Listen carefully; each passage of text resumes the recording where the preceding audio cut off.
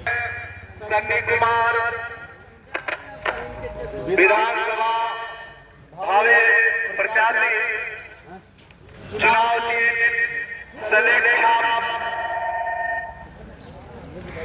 आपका बेटा निर्दलीय उम्मीदवार है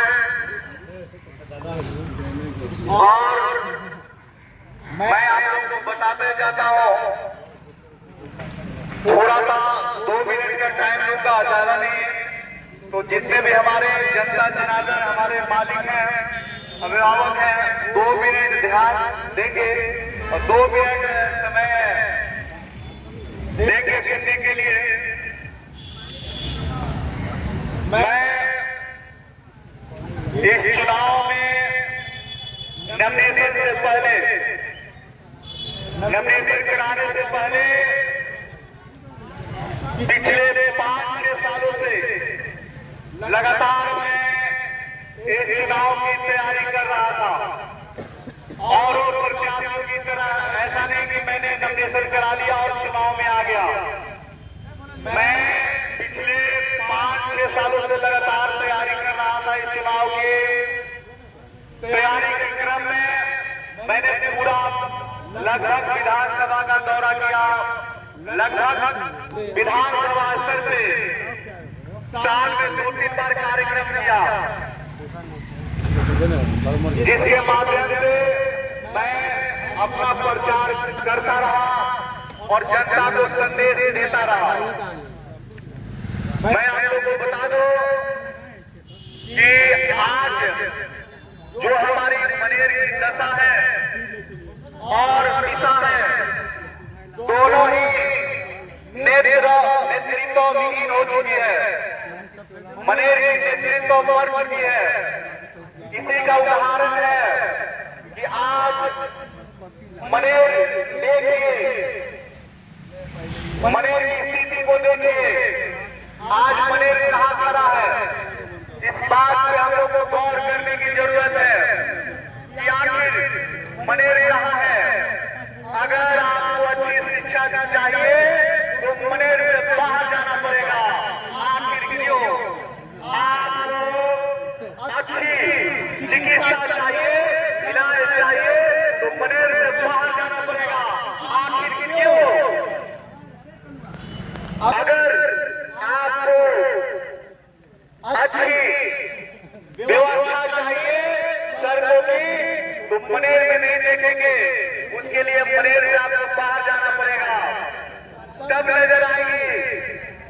मैं आपको बता देता हूं कि ये मनेर का सबसे बड़ा फैक्ट्री, बालू की फैक्ट्री, नाव की फैक्ट्री, ये मनेर की नहीं पूरे बिहार की सबसे बड़ी फैक्ट्री थी।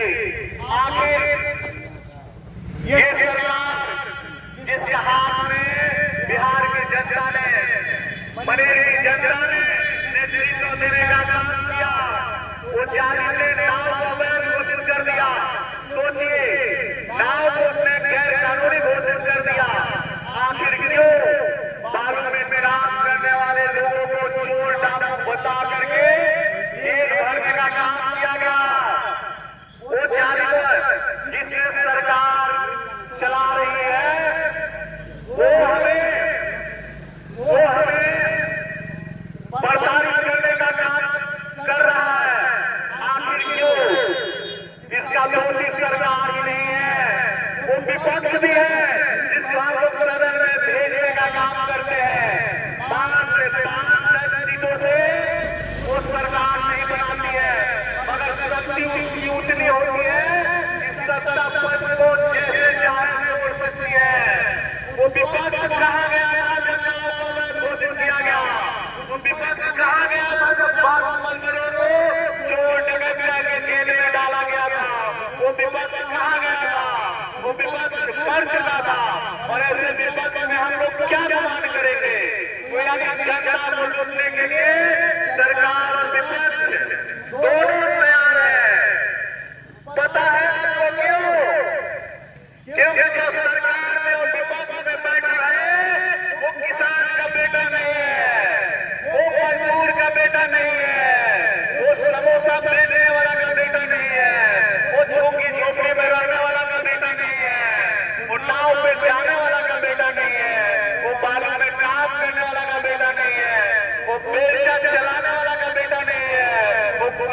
से खेत बोने वाला का बेटा नहीं है, वो किसान का बेटा नहीं है। जब तक किसानों का बेटा, मजदूरों का बेटा, झोंके झोंपड़ी में रहने वालों का बेटा, गरीबों का बेटा अगर सदन में नहीं आएंगे, आपकी हक के लिए कोई नहीं वोट में आएगा, कोई नहीं काम करेगा।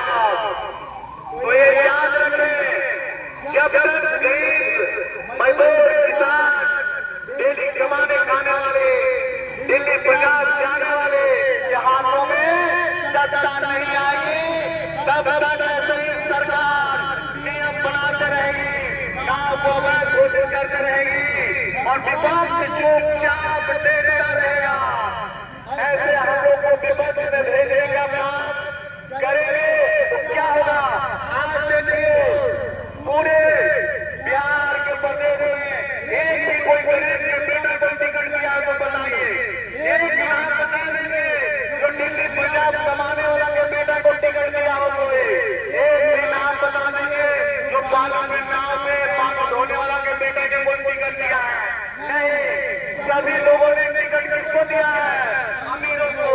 अब सोचिए, वो लोग पहचानते हैं कि अमीर है हमारी जाति का है, हम लोग कब पहचानेंगे कि ये गरीब है हमारी जाति का है, ये मजदूर है हमारी जाति का है, ये किसान है हमारी जाति का है? हम कब देखेंगे? ये सोचने वाली विषय है। तो वोट करें। हमारी जनसंख्या इतनी है कि अमीरों की क्यों नहीं डोलेंगे, क्यों नहीं बोलेगा? हम गरीबों की, मजदूरों की, किसानों की, डेली कमाने खाने वालों के, बाहर भीतर रहने वालों लोगों की कितनी संख्या है? 95 से 97% है। हम गरीबों को कैसे कोई हरा सकता है? 2-3% वाला। मैं जाति प्रथा की बात नहीं कर रहा हूँ, मैं सामाजिक न्याय की बात कर रहा हूँ। हमारी इतनी संख्या है, फिर भी आवाज गरीब भाई, मजदूर भाई, किसान का बेटा, मजदूर का बेटा, छोटे मोटे दुकान करके अपना गुजारा करने वाला का बेटा क्यों नहीं चुनाव जीत पाता है? ट्यूशन कोचिंग पढ़ाने वाला का बेटा क्यों नहीं चुनाव जीत पाता है? उसे क्यों नहीं टिकट मिलती है? ये सोचने का विषय है, जिससे हम जरूर गौर करेंगे। जब तक हमारे वर्ग का बेटा नेतृत्व नहीं संभालेगा, मनेर का विकास नहीं होने जाने वाला है। जरा सोचिएगा, एक तरफ है सन्नी कुमार, मनेर का बेटा, किसान मजदूर और सरकार दिल्ली पंजाब कमाने वाले छोटे बड़े किसान दौरी करके घर परिवार चलाने वाला का परिवार से आता है। और एक तरफ सोचिए कौन लोग हैं हमारे विपक्ष में, एक तरफ 4 बार का विधायक जो विधानसभा को लूट लिया है वो है एक तरफ। तो सोचिए किसको आप समर्थन करेंगे? तो याद रखिए भाइयों, साथियों, अभिभावकों, आपका अपना वर्ग का बेटा का चुनाव जिन्हें सलेट था, आपका अपना वर्ग का बेटा का चुनाव जिन्हें सलेट था, 12 नंबर पे बटन दबाकर अपने भाई बेटे को हाथ को मजबूत करे। मानववाद हमारा जात का है मगर वो समाज का नहीं है, वो हमारा जात का है मगर आज हमारा वर्ग का नहीं है। तो जब तक वो हमारा वर्ग का कोई नहीं आएगा बेटा, समाज का बेटा नहीं आएगा, तब तक समाज का विकास नहीं होगा। इस बात को हमें याद रखना पड़ेगा। रही बात वोट की, रियाज का बेटा कोई प्रत्याशी को देखिएगा, वो आता होगा, वादा करता होगा कि हमें जिताइए, ये कर देंगे, वो कर देंगे। आप अपने इस बेटे के बारे में पता कीजिएगा, सन्नी कुमार के बारे में। एक आम आदमी, एक आम नागरिक, किसान मजदूर के परिवार से आने वाला ये बेटा नहीं कुछ रहने के बाद भी इतना काम किया है कि आप पता कीजिएगा मैंने बहुत सारा सामाजिक कार्य किया।